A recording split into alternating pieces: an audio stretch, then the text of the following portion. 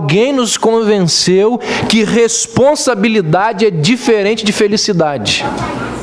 Alguém colocou na nossa cabeça que compromisso é diferente de sorriso. Não foi a Bíblia. Tragicamente, muitos de nós fomos ensinados que é o dever e não o deleite, e não a alegria, e não a comemoração da fé, é a maneira da gente glorificar a Deus. E aí o Piper vai dizer em vários lugares que ele tem escrito, ele diz que deleitar-se em Deus, alegrar-se em Deus, viver feliz é dever do cristão. E quando nós não somos alegres, e quando nós não somos felizes, nós estamos pecando. Satisfazer-se em Deus, viver de forma feliz e alegre, apesar das circunstâncias, não é um acréscimo opcional do nosso cristianismo, não é um plus, não é algo a mais. Piper vai dizer, é dever do cristão ser feliz, não é sugestão, é ordem, servir ao Senhor com alegria. Paulo vai dizer, alegrai-vos sempre no Senhor, e se alguém tem dúvida, eu repito, alegrai-vos. Então é nosso dever, mesmo diante de problemas, mesmo diante de dificuldades, sermos homens e mulheres felizes em Deus. Paulo vai dizer àqueles irmãos, que aqueles irmãos receberam a palavra com a alegria que vem do Espírito Santo, que vem logo depois, mesmo em meio a muita tribulação. Precisamos aprender a sermos felizes, mesmo quando nós não estamos felizes. Felicidade deve ser algo que está dentro de nós, é inerente ao nosso ser. 1 Tessalonicenses nos ensina isso. A gente poderia ficar aqui falando de vários pequenos ensinamentos que a gente vê aqui na carta, mas como o nosso objetivo aqui é dar uma visão da carta, qual é uma visão geral da carta, qual é o ensinamento principal do apóstolo Paulo aqui na primeira carta à igreja de Tessalônica? Qual é o principal assunto aqui? A volta de Cristo, a segunda vinda de Cristo. A epístola, ela possui 5 capítulos, e se você observar, e você vai observar porque eu vou abrir com você, todos os capítulos, eles terminam com uma palavra específica acerca da volta do Senhor. Então vamos dar uma olhada em cada uma dessas 5 referências que o apóstolo faz da volta de Cristo. Vamos, como diz o Spielberg, de volta para o futuro. Vamos lá, primeiro capítulo. Paulo termina dizendo o seguinte, verso 10. Esperando do céu seu Filho, a quem ele ressuscitou dentre os mortos, Jesus, que nos livra da ira vindoura. Final do capítulo 2, Paulo vai dizer o seguinte, a partir do verso 17. Nós, irmãos, embora estejamos por algum tempo longe da vossa vida, mas não do vosso coração, desejamos intensamente ver o vosso rosto, por isso queríamos visitar-vos. Eu, Paulo, quis visitar-vos não somente uma vez, mas 2, contudo Satanás nos impediu. Pois quando nosso Senhor Jesus voltar, quem será nossa esperança, alegria e coroa de glória diante dele? Por acaso não sois vós? Na verdade, vós sois a nossa alegria e a nossa glória. Mais uma vez, uma referência à volta de Cristo. E olha que coisa interessante que Paulo diz aqui nessa referência. Ele diz que quando Jesus voltar, Um dos motivos de grande alegria será o quê? Vermos os nossos irmãos redimidos sendo conduzidos até o céu. Paulo diz: vocês são a minha glória e a minha alegria. Paulo diz: quando Jesus voltar, quando nosso Senhor voltar, qual vai ser a minha esperança? Qual vai ser a minha alegria? Qual vai ser a minha coroa de glória diante dele? Vocês. O que Paulo está querendo dizer com isso? Ter sido instrumento para a evangelização de vocês, ter sido instrumento de Deus para conduzir vocês até o céu, será motivo de grande alegria para mim. Encontrar com você e saber que eu fui instrumento de Deus para transmitir a palavra para o seu coração será motivo de glória. E o inverso também é verdade. Quanta dor haverá nos nossos corações se aquelas pessoas que nós amamos forem para o inferno. Quanta tristeza habitará em nosso coração se as pessoas que nós amamos partirem desse mundo sem ouvir uma única palavra da nossa parte acerca do Evangelho. Que nós temos falado nos nossos encontros à noite. Falamos muito disso ao pregar sobre o inferno. Então Paulo vai dizer que aqueles homens e mulheres terem vindo a Cristo era para ele motivo de exultação, era para ele motivo de alegria. E aí cabe uma reflexão a mim e a você. No último dia, quando Jesus voltar, você vai se alegrar ou você vai se entristecer pelas pessoas da sua casa?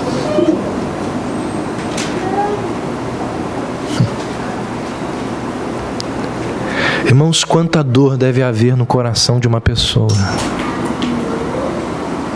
que é crente,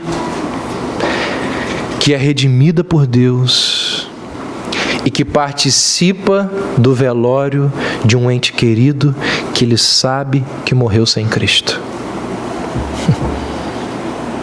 Deve ser uma dor insuportável. Ali tem muita dor. Porque aquela dor não é recheada com esperança. Ela sabe que ali acabou. Ela sabe que nunca mais vai ver a pessoa que a deixou.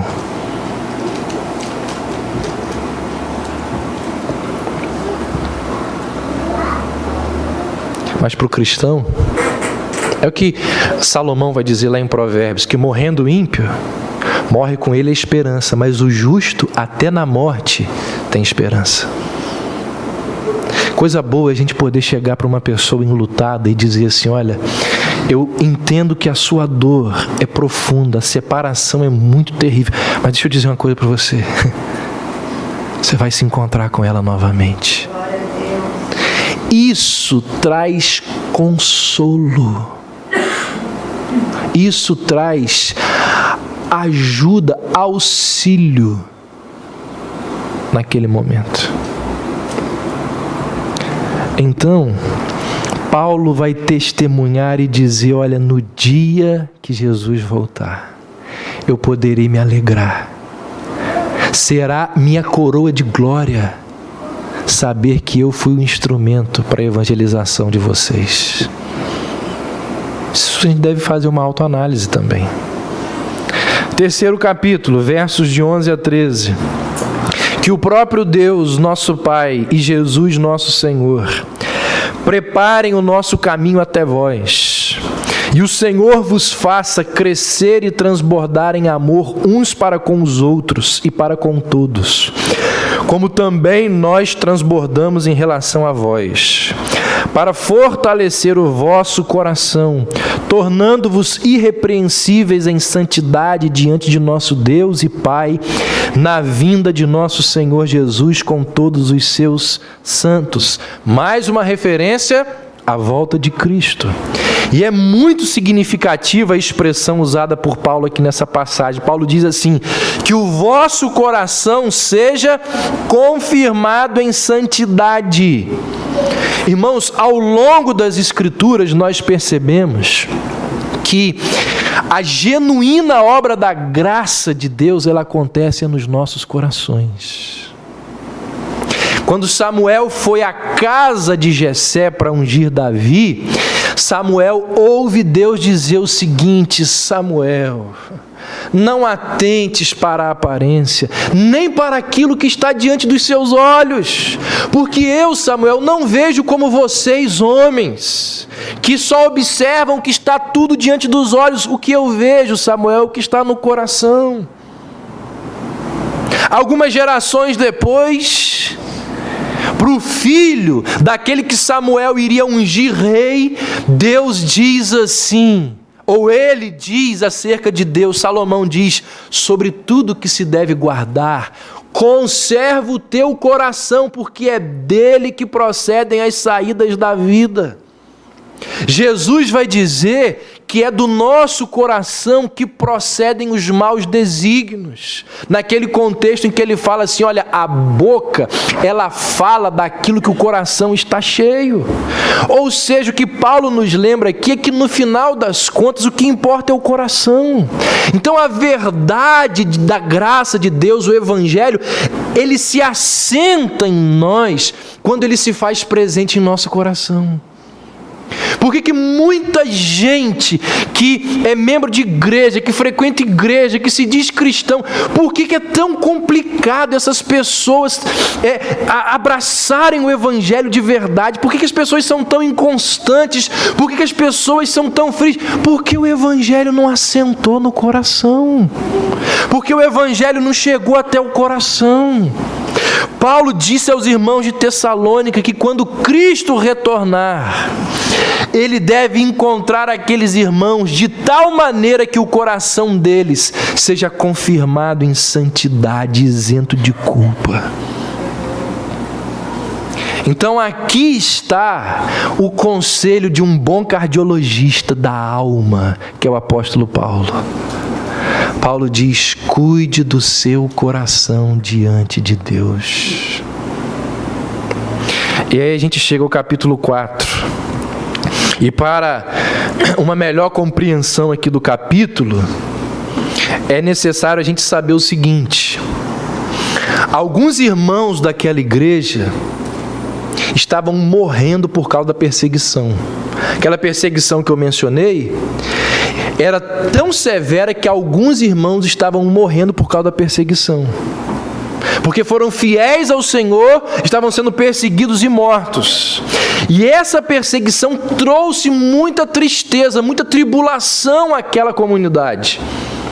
Imagine que aqui no Brasil existisse essa perseguição e esse local aqui fosse uma igreja subterrânea, conquanto estamos bem escondidos aqui, não é subterrânea, mas que de repente alguns irmãos começassem a desaparecer. Naquela época não tinha Face, não tinha telefone, não tinha WhatsApp. Aí a gente chegava na igreja e um irmão chorando. Falou: o que você está chorando? Você não soube, né? Fulano morreu, perseguido por causa da fé. E aquilo trazia tristeza para a comunidade.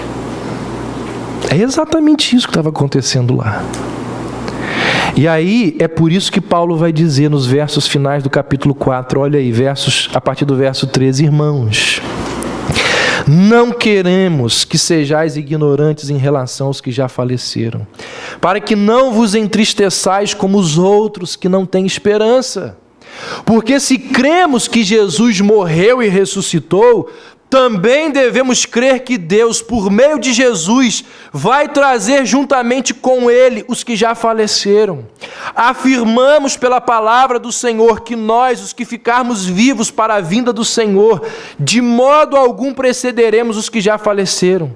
porque ouvida a voz do arcanjo e ressoada a trombeta de Deus, o próprio Senhor descerá do céu com grande brado, e os que morreram em Cristo ressuscitarão primeiro. Depois nós, os que estivermos vivos, seremos arrebatados com eles nas nuvens ao encontro do Senhor nos ares. E assim estaremos para sempre com o Senhor. Olha o que Paulo diz agora. Portanto, consolai-vos uns aos outros com essas palavras. Em todos os capítulos, Paulo encerra falando da vinda de Cristo. E junto com esse esclarecimento da volta de Jesus, ele traz também o quê? Uma exortação, um mandamento, uma consolação, uma recomendação. O que a gente aprende aqui, gente? Paulo está falando da volta de Cristo. Volta de Cristo, últimos dias. Últimos dias lembra de uma doutrina chamada de escatologia, que muita gente gosta de estudar, que há muita divergência, que há muito debate. O que a escatologia paulina nos mostra? A escatologia paulina nos mostra que o importante numa escatologia é o que essa mensagem implica em termos práticos aos homens. Ou seja, toda escatologia saudável é aquela que visa consolo, que visa esperança.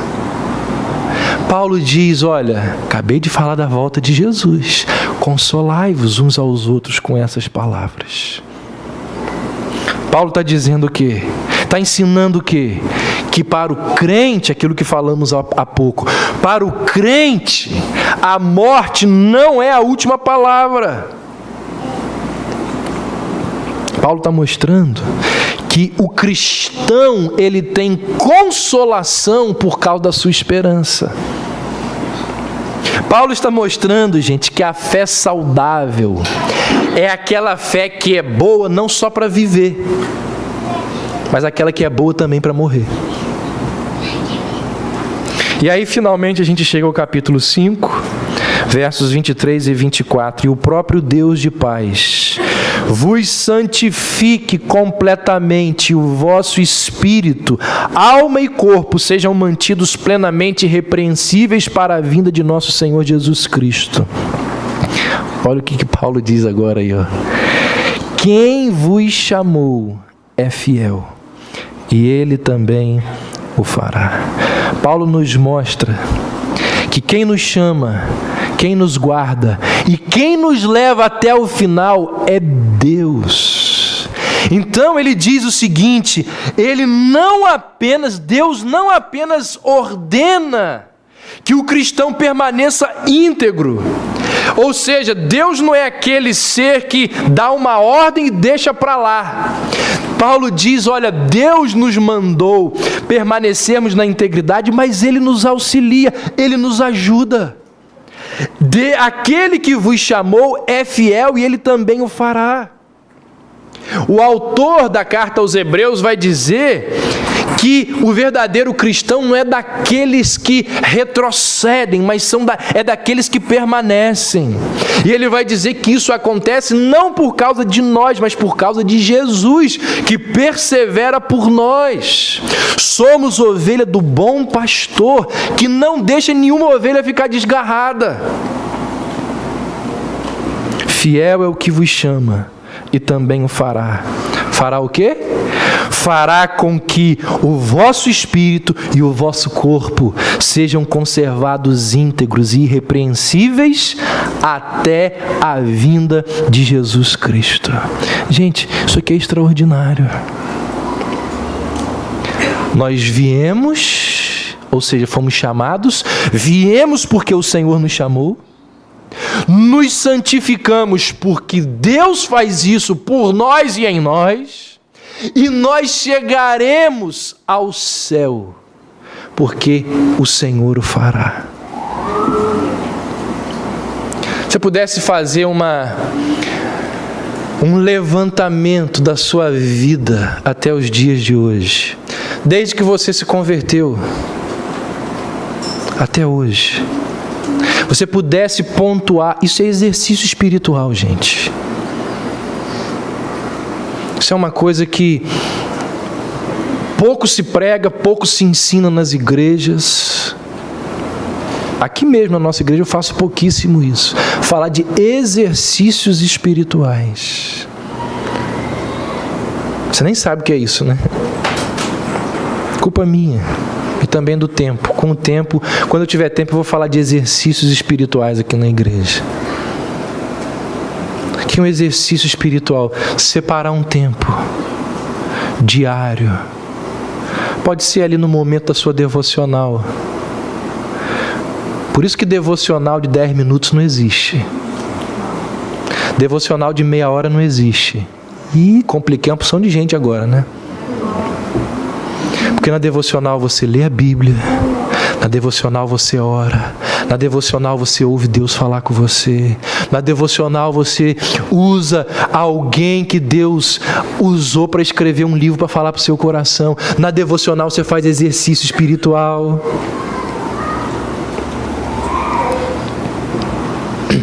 Aí te pergunta assim, como é que os puritanos conseguiam ficar 4 horas em devocional? Porque eles praticavam essas coisas todas. Claro, não trabalhava em 5 lugares como você trabalha. Mas eles valorizavam mais o relacionamento com Deus do que as coisas materiais. Exercício espiritual. Você olhar para o passado e dizer assim, Senhor, no ano de 1998, aconteceu isso, isso e isso. E o Senhor me livrou. Em 2001 aconteceu aquilo assim, assim. E o Senhor me guardou. Tem um verso na Bíblia que Jesus diz assim: lembra-te de onde caístes. Jesus nos manda, Jesus nos ordena lembrarmos das nossas quedas, para que as quedas e os tropeços nos sirvam hoje de inspiração a não fazermos mais aquilo que fizemos. Fiel é o que vos chama e também o fará. Ou seja, Paulo está dizendo de forma indireta, olha quantas vezes ao longo da sua vida Deus te preservou. Deus te guardou. Vocês acham que o salmista, ele estava pensando em quê? Quando ele disse assim, se o Senhor não estivesse ao nosso lado, quando os homens se levantaram contra nós, eles teriam nos engolido vivos. Quando se enfureceram contra nós, as águas nos teriam encoberto e a torrente teria passado sobre nós. Sim, as águas impetuosas teriam passado sobre nós. Bendito seja o Senhor, que não nos entregou como presa aos dentes deles. Antes, como um pássaro, escapamos do laço dos que caçam passarinhos. O laço se rompeu e nós escapamos. O nosso socorro está no nome do Senhor que fez os céus e a terra. O que ele está fazendo aqui? Exercício espiritual. Ele está olhando para o passado, lembrando daquelas coisas que Deus fez por ele e pelo povo, e está fazendo uma oração. Está registrando a sua oração. Isso é exercício espiritual. Os homens que frequentam a nossa reunião durante a semana, passei um exercício espiritual para eles. Uma porção fica reprovado, porque estão esquecendo de fazer. Chegar lá com uma oração escrita. Isso é exercício espiritual. Coloquei algumas aqui no slide no início do culto. À noite vou colocar de novo.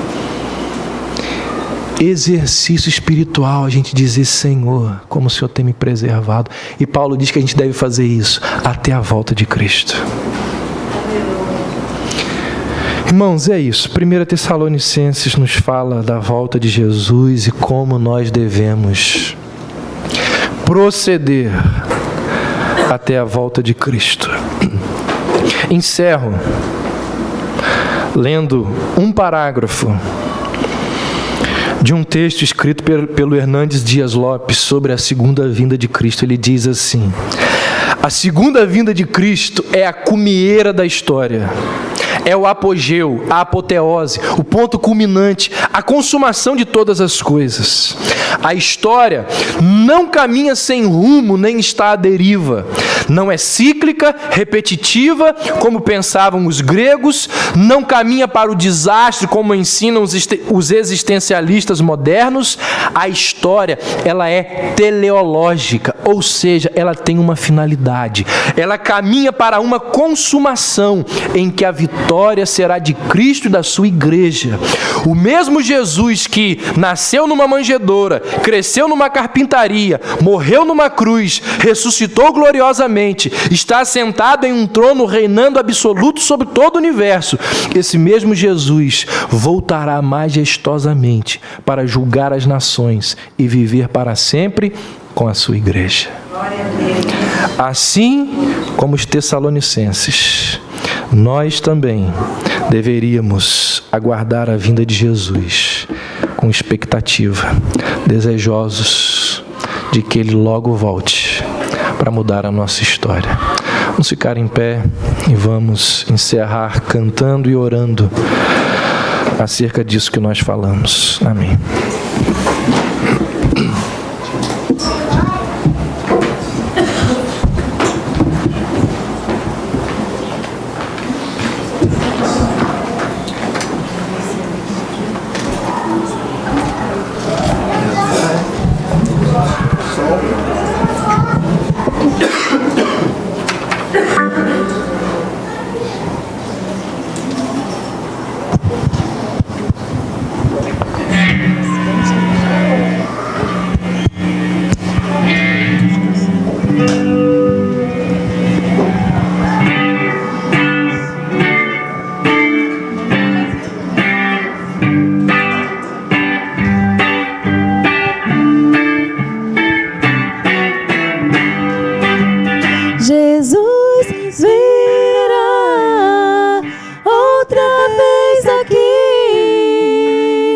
Jesus virá mais outra vez aqui. Por isso todos juntos em um só louvor cantemos todos, Ele é o nosso Senhor. Um dia lindo almejo eu encontrar